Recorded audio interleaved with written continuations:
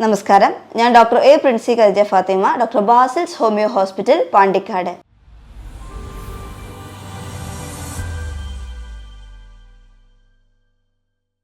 ഇന്ന് ലോകത്തിലെ മരണനിരക്ക് നോക്കിയാൽ അതിൽ 2ാം സ്ഥാനമാണ് സ്ട്രോക്കിനുള്ളത്.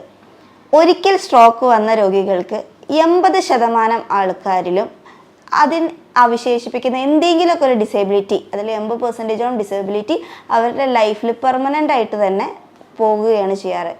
ഇതിൻ്റെ ഈ ഡിസേബിലിറ്റീൻ്റെ അളവ് നമുക്ക് വളരെ നല്ല രീതിയിൽ കുറച്ച് കൊണ്ടുവരാൻ സാധിക്കും. എങ്ങനെയാണെന്ന് വെച്ച് കഴിഞ്ഞാൽ അതിൻ്റെ ഗോൾഡൻ ടൈം അതിൽ തന്നെ അവർ ഹോസ്പിറ്റലിൽ എത്തിക്കാൻ കഴിഞ്ഞാൽ. സോ അതെങ്ങനെയെന്ന് അറിയുന്നതിന് മുന്നേ നമുക്ക് എന്താണ് സ്ട്രോക്ക്, അതിൻ്റെ ലക്ഷണങ്ങൾ എന്തൊക്കെയാണ്, എങ്ങനെ ഒരു പരിധിവരെ നമുക്കതിനെ തടയാൻ പറ്റും എന്നുള്ളതാണ് ഈ വീഡിയോയിൽ നമ്മൾ ഡിസ്കസ് ചെയ്യാൻ പോകുന്നത്. സ്ട്രോക്ക് അഥവാ നമ്മുടെ ഹാർട്ടിന് അറ്റാക്ക് വരുന്നത് പോലെ തന്നെ നമ്മുടെ ബ്രെയിനിന് സംഭവിക്കുന്ന ഒരു ഡാമേജ് ആണ് സ്ട്രോക്ക് എന്ന് പറയുന്നത്. അതായത് ബ്രെയിനിലെ രക്തധമനികളിലൂടെ രക്തം പ്രോപ്പറായി എത്താതെ വരികയും അവിടെയുള്ള കോശങ്ങൾക്ക് ഡാമേജ് സംഭവിക്കുന്നതാണ് സ്ട്രോക്ക് എന്ന് പറയുന്നത്. അപ്പോൾ പ്രധാനമായിട്ടും നമുക്ക് പറയുകയാണെങ്കിൽ നമുക്ക് ബ്രെയിൻ തന്നെ എടുക്കാം. ബ്രെയിൻ എടുക്കുന്ന സമയത്ത് നമുക്ക് അതിന് ബ്രെയിനിനെ 80% ബ്രെയിനും പല പാർട്സായിട്ട് ക്ലാസിഫൈ ചെയ്തിട്ടുണ്ടല്ലോ. അതിൽ തന്നെ പ്രധാനമായിട്ടും 80% ബ്രെയിൻ എന്ന് പറയുമ്പോൾ സെറിബ്രമാണ്. ഈ സെറിബ്രമത്തിനെ തന്നെ നമുക്ക് 2ആയിട്ട് ക്ലാസിഫൈ ചെയ്യാം. അതായത് 2 പാർട്ടായിട്ട് നമുക്ക് തിരിച്ചിട്ടുണ്ട്, 2 ഹാഫായിട്ട്. അതായത് ലെഫ്റ്റ് ഹെമിസ്ഫിയറും റൈറ്റ് ഹെമിസ്ഫിയറും. ഇപ്പോൾ ഒരു സപ്പോസ് നിങ്ങൾക്ക് സ്ട്രോക്ക് ലെഫ്റ്റ് സൈഡാണ് വരുന്നതെങ്കിൽ നിങ്ങളുടെ റൈറ്റ് സൈഡിലായിരിക്കും, അതായത് വലത് സൈഡിലായിരിക്കും നമുക്കൊരു വീക്ക്നെസ് ഫീൽ ചെയ്യുക, അല്ലെങ്കിൽ ഒരു പേശിക്കെല്ലാം ബലക്കുറവ് ഫീൽ ചെയ്യുന്നത്. ഇതിനെ നമ്മൾ അങ്ങനെ റൈറ്റ് സൈഡിലാണ് ബലക്കുറവ് ഫീൽ ചെയ്യുന്നതെങ്കിൽ നമ്മൾ റൈറ്റ് ഹെമിപ്ലീജിയ എന്നും, നേരെ തിരിച്ചും അതായത് റൈറ്റ് സൈഡിലാണ് സ്ട്രോക്ക് വരുന്നതെങ്കിൽ ലെഫ്റ്റ് സൈഡിലായിരിക്കും എന്ത് വരുന്നത്, ഈ കുഴച്ചിലും അതേപോലെ തന്നെ വീക്ക്നെസ്സും എല്ലാം വരുന്നത്. ഇതിനെ നമ്മൾ ലെഫ്റ്റ് ഹെമിപ്ലീജിയ എന്നും പറയും. പിന്നെ ബ്രെയിനിൻ്റെ ഏത് പാർട്ടിനാണ് സ്ട്രോക്ക് വരുന്നത് എന്നനുസരിച്ചിട്ട് ലക്ഷണങ്ങളും മാറാം. ഓക്കെ, അതിൽ തന്നെ ഈ സെറിബ്രത്തിനെ തന്നെ നമുക്ക് ആദ്യമേ എടുക്കാം. ഇനി ഫ്രണ്ട് ലോബിലാണ് സ്ട്രോക്ക് വരുന്നതെങ്കിൽ, അതായത് സെറിബ്രത്തിന് നമ്മൾ 4 ലോബായിട്ട് നമുക്ക് ക്ലാസിഫൈ ചെയ്യാൻ പറ്റും. Front lobe, parietal lobe, temporal lobe, അതേപോലെ ഓസിപിറ്റൽ ലോബ്. ഈ ഫ്രണ്ടൽ ലോബ് അഥവാ നമ്മുടെ സെറിബ്രത്തിന് മുൻവശത്താണ് സ്ട്രോക്ക് സംഭവിക്കുന്നതെങ്കിൽ തീർച്ചയായിട്ടും അവരുടെ സംസാരം അതേപോലെ തന്നെ ചിന്താശേഷിയാണ് ബാധിക്കുന്നുണ്ടാവുക പ്രധാനമായിട്ട്. ഇനി അതല്ല പറൈറ്റൽ ലോബിലാണ് സ്ട്രോക്ക് സംഭവിക്കുന്നെങ്കിൽ അവർക്ക് സ്പർശനം അതേപോലെ തന്നെ വേദന ഇതൊന്നും തിരിച്ചറിയാൻ പറ്റാത്തൊരു സാഹചര്യം വരാറുണ്ട്. ഇനി ടെമ്പറൽ ലോബിലാണ് സംഭവിക്കുന്നെങ്കിൽ അവരുടെ മെമ്മറി ബിഹേവിയറിലൊക്കെ ചേഞ്ചസ് കാണാറുണ്ട്. അതേപോലെ തന്നെ ഓക്സിപിറ്റൽ ലോബിലാണ് വരുന്നതെങ്കിലോ അവരുടെ കാഴ്ച, അതായത് നമ്മുടെ ബ്രെയിനിൻ്റെ പുറകുവശത്തായിട്ട്, അതായത് സെറിബ്രത്തിൻ്റെ പുറകുവശത്തായിട്ട് ഉള്ള ലോബിലാണ് വരുന്നതെങ്കിൽ അവരുടെ കാഴ്ച ശക്തിയൊക്കെ അത് ബാധിക്കാറുണ്ട്. ഓക്കെ, ഇനി സെറിബെല്ലം എടുക്കാം. സെറിബെല്ലം ഏരിയയിലാണ് നമ്മുടെ ഈ സ്ട്രോക്ക് വരുന്നതെങ്കിൽ പ്രധാനമായിട്ട് അവരുടെ ബാലൻസിനെ ആണെങ്കിൽ കൂടുതലായിട്ട് ബാധിക്കുക.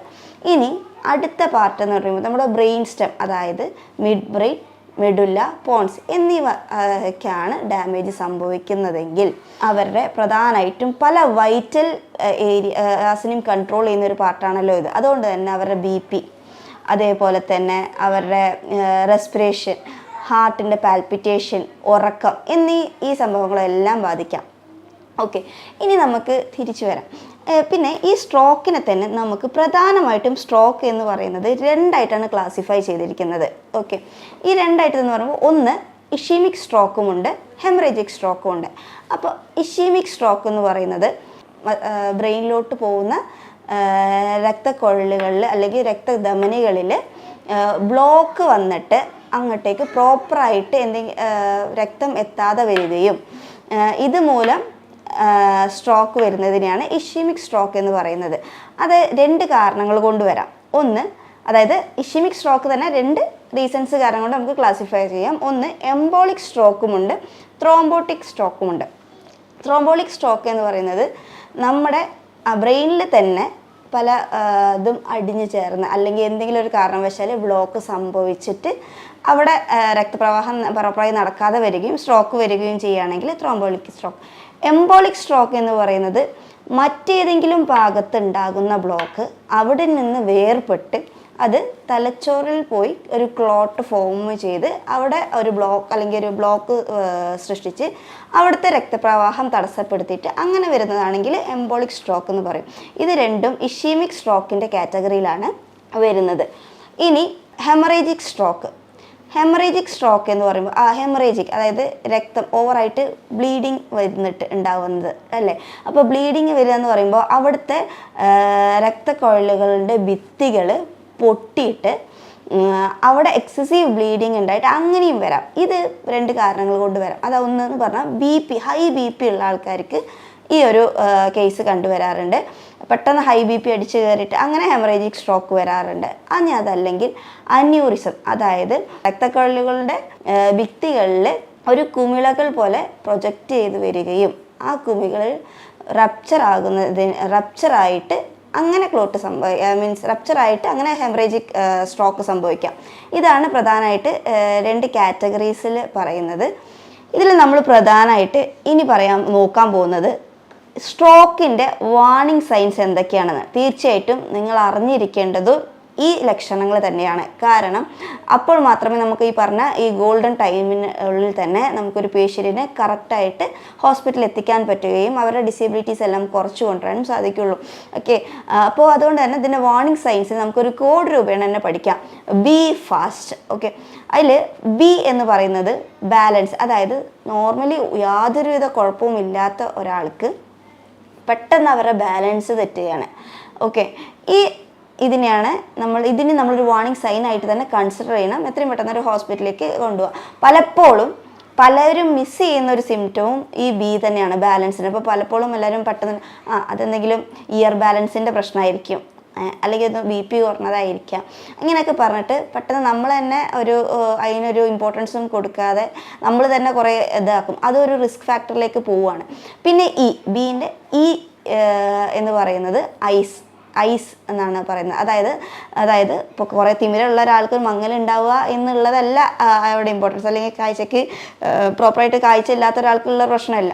അതുവരെ യാതൊരു കുഴപ്പവും ഇല്ലാത്ത ആൾക്ക് പെട്ടെന്ന് കണ്ണ് മങ്ങുക, അല്ലെങ്കിൽ ഒന്നിനെ 2ആയിട്ട് കാണുക, അതല്ലെങ്കിൽ ഒരു സൈഡ് മാത്രം കാണാൻ പറ്റും, മറ്റേ സൈഡ് പെട്ടെന്ന് കാഴ്ച ഇരുട്ട് മറിഞ്ഞ പോലെ ആവുക, ഇങ്ങനത്തെ ഒക്കെ ലക്ഷണങ്ങൾ കാണിക്കുമ്പോൾ അതൊരു വാർണിംഗ് സൈനായിട്ട് തന്നെ കൺസിഡർ ചെയ്യണം. പിന്നെ അടുത്തതാണ് ഫേസ്. എഫ് ഫോർ ഫേസ് എന്ന് പറയുമ്പോൾ പെട്ടെന്ന് ഒരു വശത്ത് മുഖം കോണി പോവുക, അല്ലെങ്കിൽ ഏതെങ്കിലും ഒരു സൈഡിലേക്ക് മുഖം കോണി പോവുക, അവരുടെ മുഖത്തിൽ സ്ട്രക്ചർ മാറിപ്പോവുക, ഇത്തരത്തിലുണ്ടാകുമ്പോഴും നമ്മൾ അതൊരു വാർണിംഗ് സൈനായിട്ട് തന്നെ നമ്മൾ കൺസിഡർ ചെയ്യേണ്ടതാണ്. അടുത്തതാണ് എ എന്ന് പറയുന്നത് ഒന്നുമല്ല, നമ്മുടെ ആംസിൽ അല്ലെങ്കിൽ നമ്മുടെ കൈകാലുകളിലൊക്കെ ഒരു വീക്ക്നെസ് അല്ലെങ്കിൽ തളർച്ച തോന്നുക. ഓക്കെ, ഇതും സ്ട്രോക്കിൻ്റെ ലക്ഷണം തന്നെയാണ്. പിന്നെ എസ് എന്ന് പറയുമ്പോഴത്തേനും നോർമലി ഒരു കുഴപ്പമില്ലാത്ത ഒരാൾക്ക് ചെറുതായിട്ട് നാക്ക് കുഴയുക, അല്ലെങ്കിൽ സ്പീച്ചിൽ ഒരു പ്രോപ്പറായിട്ട് സംസാരിക്കാൻ പറ്റാതെ അവർ പറയുന്നത് നമുക്ക് മനസ്സിലാവാൻ പറ്റാത്തൊരവസ്ഥ, ഇങ്ങനെയൊക്കെ വരികയാണെങ്കിൽ തീർച്ചയായിട്ടും എത്രയും പെട്ടെന്ന് തന്നെ ഹോസ്പിറ്റലിൽ എത്തിക്കുക. അത് തന്നെയാണ് ടിയും പറയുന്നത്, ടൈം. അതായത് ടൈം പ്ലേസ് ഇമ്പോർട്ടൻറ്റ് റോൾ, അതായത് അത്രയും ഒരു ഇമ്പോർട്ടൻറ്റ് റോളാണ് കൃത്യസമയത്ത് സ്ട്രോക്ക് വന്ന രോഗികളെ ഹോസ്പിറ്റലിലേക്ക് എത്തിക്കുക എന്നുള്ളത്. തീർച്ചയായിട്ടും അപ്പോൾ ശ്രദ്ധിക്കേണ്ട കാര്യം എന്താണെന്ന് വെച്ചാൽ അതായത് ഒരു സ്ട്രോക്ക് സെൻറ്ററിലേക്ക്, അതായത് വലിയൊരു ഹോസ്പിറ്റലിലേക്ക് തന്നെ എത്രയും പെട്ടെന്ന് രോഗിയെ എത്തിക്കാൻ ശ്രമിക്കുക. അതായത് ആ ഹോസ്പിറ്റലിൽ CT MRI സ്കാൻ പോലുള്ള എല്ലാ സംവിധാനങ്ങളും ഉള്ള ഹോസ്പിറ്റലിലേക്ക് തന്നെ എത്തിക്കുക. കാരണം ചെറിയ ഹോസ്പിറ്റലുകളിലേക്ക് പോകുന്ന സമയത്ത് അത്രയും ടൈം നമുക്ക് നഷ്ടപ്പെടുകയാണ്. കാരണം ഇത് നമ്മൾ നോർമലി ഒരു ആദ്യത്തെ 4 hours എത്തിക്കഴിഞ്ഞാൽ IV ത്രോംബോലൈസിസ് കൊടുത്തുകൊണ്ട് തന്നെ നമുക്ക് ഈ ക്ലോട്ടിനെ അലിയിച്ച് കളയാനുള്ള ഇഞ്ചെക്ഷൻസും കാര്യങ്ങളൊക്കെ നമുക്ക് ചെയ്യാൻ പറ്റും. പക്ഷേ ഇതൊരു 4.5 മണിക്കൂറിന് ശേഷമായി കൂടിപ്പോയാൽ നമുക്കിത് ചെയ്യാൻ പറ്റാത്തൊരു സാഹചര്യം വരും. ഇനി ഇത് കഴിഞ്ഞാൽ, അതായത് ഒരു 6 hours to ഒരു അത്യാവശ്യം വലിയ ധമനികളിലാണ് ബ്ലോക്ക് സംഭവിച്ചിട്ടുണ്ടെങ്കിൽ അങ്ങനെയാവുമ്പോൾ നമ്മൾ എന്ത് ചെയ്യുമെന്ന് വെച്ച് കഴിഞ്ഞാൽ പ്രധാനമായിട്ട് മെക്കാനിക്കൽ ത്രോംബോലൈസിസ് ആയിരിക്കും കൂടുതൽ ചെയ്യുന്നത്. അങ്ങനെ അതെന്ന് പറഞ്ഞാൽ ഒരു കത്തീറ്റർ നമ്മുടെ ഈ ധമനികളിലൂടെ കടത്തി വിട്ടിട്ട് അവിടെയുള്ള ക്ലോട്ടിനെ വലിച്ചെടുക്കുക. ഓക്കെ, പുറത്തേക്ക് വലിച്ചെടുക്കുകയും അപ്പോൾ അവിടുത്തെ രക്തോട്ടമൊക്കെ നോർമലാക്കുകയും, ഇതാണ് ആ ഒരു പ്രൊസീജിയർ എന്ന് പറയുന്നത്. ഓക്കെ, ഇങ്ങനത്തെ ചില കാര്യങ്ങൾ. സോ അതൊക്കെ ഒരു മെഡിക്കൽ ടേംസിലേക്ക് നമുക്ക് പിന്നീട് നോക്കാം. അപ്പം പ്രധാനമായിട്ട് ഈ ബി ഫാസ്റ്റ് എന്നുള്ള ഈ വാർണിംഗ് സൈൻസിനെ എപ്പോഴും നമ്മൾ കോൺസെൻട്രേറ്റ് ചെയ്യണം. അതേപോലെ തന്നെ അതിന് ആ സ്പോട്ടിൽ തന്നെ ആക്ട് ചെയ്യാൻ ശ്രമിക്കുക. അതിലെപ്പോഴും മിസ്സാവുന്നത് എന്ന് പറയുന്നത് എന്താണ്? തീർച്ചയായിട്ടും ബാലൻസാണ്. ബാലൻസിൻ്റെ പ്രശ്നം തീർച്ചയായിട്ടും നമ്മൾ പലപ്പോഴും തെറ്റിദ്ധരിക്കപ്പെട്ടിട്ട് പ്രോപ്പറായിട്ട് എത്തിക്കാത്ത ഒരു സംഭവം തന്നെയാണ് ബാലൻസിൻ്റെ ഈ ഒരു പ്രശ്നം എന്ന് പറയുന്നത്. പിന്നെ ഇത് നമ്മൾ പറഞ്ഞു, ഇത് ഇപ്പോൾ പ്രായം പോലും പണ്ട് ഒരു ഏജിലുള്ള ആൾക്കാർക്ക് അല്ലെങ്കിൽ സ്ട്രെസ്സൊക്കെ കൂടിയ ആൾക്കാർക്ക് എന്ന് പറഞ്ഞിട്ട് ഉണ്ടായത് ഇന്നത്തെ കാലഘട്ടത്തിൽ യങ്സ്റ്റേഴ്സിന് പോലും ഈ ഒരു സ്ട്രോക്ക് കണ്ടുവരുന്നു. അതായത് ഈ സ്ട്രോക്കിൻ്റെ അളവ് കൂടി വരുന്നു. ഇതിൻ്റെ പ്രധാന കാരണം നമ്മുടെ ജീവിതശൈലിയിൽ വരുത്തേണ്ട മാറ്റങ്ങൾ തന്നെയാണ് അത്. ഓക്കെ, അപ്പോൾ എന്തൊക്കെയാണ് ഈ സ്ട്രോക്കിൻ്റെ കാരണങ്ങൾ എന്തൊക്കെയാണെന്നുള്ളത് നമുക്ക് മാറ്റം വരുത്താൻ പറ്റുന്നതും അതായത് സ്ട്രോക്കിൻ്റെ റിസ്ക് ഫാക്ടേഴ്സ് പറഞ്ഞ് പ്രധാനമായിട്ട് രണ്ടായിട്ടാണ് തിരിച്ചിട്ടുള്ളത്. അതിൽ മോഡിഫയബിൾ റിസ്ക് ഫാക്ടേഴ്സും ഉണ്ട്, നോൺ മോഡിഫയബിൾ റിസ്ക് ഫാക്ടേഴ്സും ഉണ്ട്. അതായത് മോഡിഫയബിൾ റിസ്ക് ഫാക്ടേഴ്സ് എന്ന് പറയുമ്പോൾ അതിലാണ് നമുക്ക് കേന്ദ്രീകരിക്കാൻ പറ്റുള്ളൂ. അതായത് ഒന്ന്, നമ്മുടെ ജീവിതശൈലിയിൽ വരുന്ന മാറ്റങ്ങൾ, പ്രധാനമായിട്ടും അൺകൺട്രോൾ ആയിട്ടുള്ള BP ഇല്ലേ, അൺകൺട്രോളബിൾ BP. എപ്പോഴും BP ഒരു 120/80 മെയിൻറ്റെയിൻ ചെയ്യാൻ ശ്രമിക്കുക മാക്സിമം. പിന്നെ ഡയബറ്റിസ്, കൊളസ്ട്രോള്, പിന്നെ അതേപോലെ തന്നെ ഓവർ വെയ്റ്റ്, അതേപോലെ തന്നെ മറ്റൊരു കാര്യം പറയുന്നതാണ് മെൻ്റൽ സ്ട്രെസ്സ്. ഓക്കെ, അപ്പോൾ ഡയബറ്റീസ് എന്ന് പറയുമ്പോൾ തന്നെ ഇപ്പോൾ ഒരു ഫാസ്റ്റിംഗ് ആണ് നോക്കുന്നതെങ്കിൽ ഷുഗറിൻ്റെ അളവ് ഫാസ്റ്റിംഗ് നോക്കുമ്പോൾ എപ്പോഴും ഒരു 100 ആ ഒരു റേഞ്ചിൽ മെയിൻറ്റെയിൻ ചെയ്യുക, 100 ബിലോ മെയിൻറ്റെയിൻ ചെയ്യാൻ ശ്രമിക്കുക മാക്സിമം. പിന്നെ പറയുന്നതാണ് നമ്മുടെ പോസ്റ്റ് പ്രാഡിയൽ ആണെങ്കിൽ PPV, അതായത് ഭക്ഷണത്തിന് ശേഷമുള്ള ഷുഗറിൻ്റെ അളവ്. ഇതെല്ലാം നമ്മൾ കൃത്യമായിട്ട് മെയിൻറ്റെയിൻ ചെയ്ത് പോവുക. അപ്പോൾ നമുക്ക് അറിയാം നമ്മൾ പലപ്പോഴായിട്ട് എന്തൊക്കെ കാര്യങ്ങൾ ഒഴിവാക്കണം എല്ലാം നമ്മൾ ഇതിനൊക്കെ കുറിച്ചിട്ടൊരു ഡീറ്റെയിൽ വീഡിയോ തന്നെ ചെയ്തിട്ടുണ്ടായിരുന്നു. ഇനി പറയുന്നതാണ് കൊളസ്ട്രോള്. ഓക്കെ, കൊളസ്ട്രോൾ എപ്പോഴും ഒരു 200 ആ ഒരു റേഞ്ചിൽ ടോട്ടൽ കൊളസ്ട്രോളിൻ്റെ അളവ് മെയിൻറ്റെയിൻ ചെയ്യാൻ ശ്രമിക്കുക. അതേപോലെ തന്നെ നല്ല കൊളസ്ട്രോൾ, അതായത് HDLൻ്റെ അളവ് ഒരു 60 എബോവ് എപ്പോഴും മെയിൻറ്റെയിൻ ചെയ്യാൻ ശ്രമിക്കുന്നത് വളരെ നന്നായിരിക്കും. LDL എപ്പോഴും ഒരു 50 ആ ഒരു റേഞ്ചിൽ മെയിൻറ്റെയിൻ ചെയ്യുക. പിന്നെ ഓവർ വെയ്റ്റ്, തീർച്ചയായിട്ടും നമ്മുടെ ഹൈറ്റിനൊത്തിട്ടുള്ള വെയ്റ്റ് മെയിൻറ്റെയിൻ ചെയ്യുക എന്നുള്ളത്, അതായത് നമ്മുടെ BMI മെയിൻറ്റെയിൻ ചെയ്യുക എന്നുള്ളൊരു ഇമ്പോർട്ടൻ്റ് ആയിട്ടുള്ളൊരു ഫാക്ടർ തന്നെയാണ്. അതിന് നമ്മൾ പ്രോപ്പറായിട്ട് ഡയറ്റും എക്സസൈസും റെഗുലർ എക്സസൈസും കാര്യങ്ങളൊക്കെ ചെയ്യുമ്പോൾ തന്നെ ഒരുവിധം എല്ലാം ഇതെല്ലാം, അതായത് ഇപ്പോൾ BP ഉൾപ്പെടെ എല്ലാ സാധനങ്ങളും, നമ്മൾ ഷുഗർ, കൊളസ്ട്രോള്, അതേപോലെ തന്നെ നമ്മുടെ ഓവർ വെയ്റ്റിന് കാരണങ്ങളുണ്ടാകുന്ന എല്ലാ പ്രശ്നങ്ങളിലും ഒരുവിധം നമുക്ക് പരിഹാരം കിട്ടുകയാണ്. പോരാത്തത് എക്സസൈസ് ചെയ്യുമ്പോൾ നമുക്ക് മെൻ്റലിയും നമുക്ക് ഒരു സ്ട്രെസ് ലെവൽ കുറഞ്ഞ് കിട്ടുകയാണ് ചെയ്യുന്നത്. സോ അപ്പോൾ അതുകൊണ്ട് നമ്മൾ നല്ല എക്സസൈസും റെഗുലറായിട്ട് എക്സസൈസും അതേപോലെ തന്നെ പ്രോപ്പർ ഡയറ്റും ഫോളോ ചെയ്തിട്ട് നമ്മുടെ BMI എപ്പോഴും 18.9 to 24.5 വരെ, ഓക്കെ, അതായിട്ട് അല്ലെങ്കിൽ ഒരു 24.5 ആ റേഞ്ചിൽ BMI എപ്പോഴും മെയിൻറ്റെയിൻ ചെയ്യാൻ ശ്രമിക്കുക. സോ അങ്ങനെ വരുമ്പോൾ നമുക്ക് ഈ റിസ്ക് ഫാക്ടേഴ്സ് നമുക്ക് വളരെയധികം കുറച്ച് കൊണ്ടുവരാൻ പറ്റും. ഇപ്പോൾ നമുക്കിപ്പോൾ സ്ട്രോക്കൊന്നും വന്നിട്ടില്ല, നമുക്ക് അങ്ങനത്തെ ഒരു ഹിസ്റ്ററി ഇല്ല, പക്ഷേ നമ്മുടെ ഈ ചെറിയ അശ്രദ്ധകൾ നമ്മളത് കാര്യമാക്കാതെ ഒക്കെ ചെയ്യുന്നത് പല വലിയ ഒരു പ്രോബ്ലംസിലേക്കുമാണ് സൃഷ്ടിച്ചു പോകുന്നത്. ഓക്കെ, അപ്പോൾ ഒരാളെയും ബോഡി ഷെയ്മിങ്ങോ ഒന്നും ചെയ്യാനോ ഒന്നുമല്ല ഞാൻ പറയുന്നത്. പക്ഷെ നമ്മുടെ ഒരു സെൽഫ് ലവ് അല്ലെങ്കിൽ സെൽഫ് കെയർ എന്ന് പറയുന്നത് വളരെ ഇമ്പോർട്ടൻ്റ് ആയിട്ടുള്ള ഒരു കാര്യം തന്നെയാണ്. അപ്പോൾ അത് മറ്റൊരാളെ ബോധിപ്പിക്കാനല്ല, പക്ഷെ നമുക്ക് വേണ്ടിയിട്ട് നമുക്ക് ചെയ്യേണ്ട കുറച്ച് കാര്യങ്ങളുണ്ട്. സോ അതൊന്നും നമ്മൾ ശ്രദ്ധിക്കാതെ നമ്മൾ കുറേ അങ്ങനെ പോയി കഴിഞ്ഞാൽ പല പ്രോബ്ലംസിലേക്ക്, അതായത് ഈവൻ സ്ട്രോക്ക് പോലെ പോലും നമുക്ക് സംഭവിക്കാവുന്ന പല പ്രശ്നങ്ങളിലേക്കാണ് നയിക്കുന്നത്. പിന്നെ നമ്മൾ പറഞ്ഞു നോൺ മോഡിഫൈയിങ് ഫാക്ടേഴ്സ്, അതായത് പാരമ്പര്യമായിട്ട് എന്തെങ്കിലും വരികയാണെങ്കിൽ, ഓക്കെ, സോ ഇതൊക്കെ എന്ന് പറയുമ്പോൾ നമുക്കൊന്നും പ്രത്യേകിച്ച് ചെയ്യാൻ അവിടെ പറ്റാത്തൊരു സാഹചര്യമാണ്. പിന്നെ പ്രധാനമായിട്ടും ഇതിൽ പലപ്പോഴും എല്ലാവരും ചെയ്യുന്ന ഒരു കാര്യം എന്താണെന്ന് വെച്ച് കഴിഞ്ഞാൽ ഇതിന് പ്രോപ്പറായിട്ടുള്ളൊരു ഫോളോ അപ്പ് ചെയ്യത്തില്ല. അപ്പോൾ വൺസ് ഒരു സ്ട്രോക്ക് വന്ന ആൾക്ക് നിർബന്ധമായിട്ടും അപ്പോഴത്തെ ഒരു കെയർ മാത്രമല്ല, അത് കറക്റ്റായിട്ടുള്ള ഫോളോ അപ്പും സപ്പോർട്ടീവ് ട്രീറ്റ്മെൻറ്റും അതേപോലെ തന്നെ ഫിസിയോതെറാപ്പിയും മസ്റ്റായിട്ട് കൊണ്ടുപോകണം എന്നുള്ളതാണ് പ്രധാനമായിട്ടുള്ളൊരു ഫാക്ടർ പറയുന്നത്. പിന്നെ നമ്മൾക്ക് പറയുന്നത് എന്താണെന്ന് വെച്ച് കഴിഞ്ഞാൽ ഓക്കെ, ഇത്രയും കാര്യങ്ങൾ തന്നെ നമ്മൾ മെയിൻറ്റെയിൻ ചെയ്യാൻ മാക്സിമം ശ്രമിക്കുക.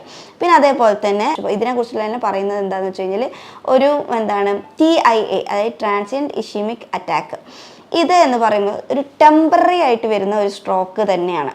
ഓക്കെ, ടെമ്പററി ആയിട്ട് വരുന്ന സ്ട്രോക്ക് എന്ന് പറയുമ്പോൾ എല്ലാ ലക്ഷണങ്ങളും ഉണ്ടാവും. പക്ഷേ ഇത് ഒരു ടൈം പീരീഡ് കഴിയുമ്പോൾ ഇത് ഓട്ടോമാറ്റിക്കലി അല്ലെങ്കിൽ അത് പ്രോപ്പറായിട്ടുള്ള ട്രീറ്റ്മെൻറ്റ് അത് നമുക്ക് കറക്റ്റ് ചെയ്യാൻ പറ്റുകയും ആ ഡിസേബിലിറ്റീനെ നമുക്ക് ഓവർകം ചെയ്യാനും പറ്റും. പക്ഷേ നമ്മളെന്ത് ചെയ്യും, ഇത് ഞാൻ ഓവർകം ചെയ്തതാണ്, അതോടെ എനിക്കിനി പ്രശ്നമില്ല പറഞ്ഞാൽ അങ്ങനെ നിൽക്കൂലേ.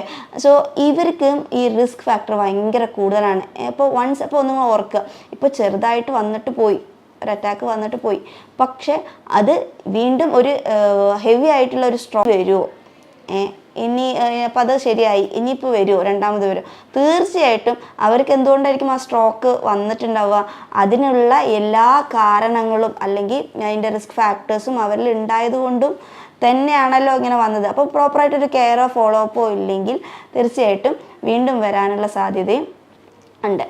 ഓക്കെ, സോ നമുക്ക് എല്ലാവർക്കും ഒരുമിച്ച് ചേർന്ന് ഇതിനെ പ്രതിരോധിക്കാമെന്നാണ് ഈ വീഡിയോയിൽ മൂലം ഞാൻ പറയാൻ ഉദ്ദേശിച്ചത്. Thank you.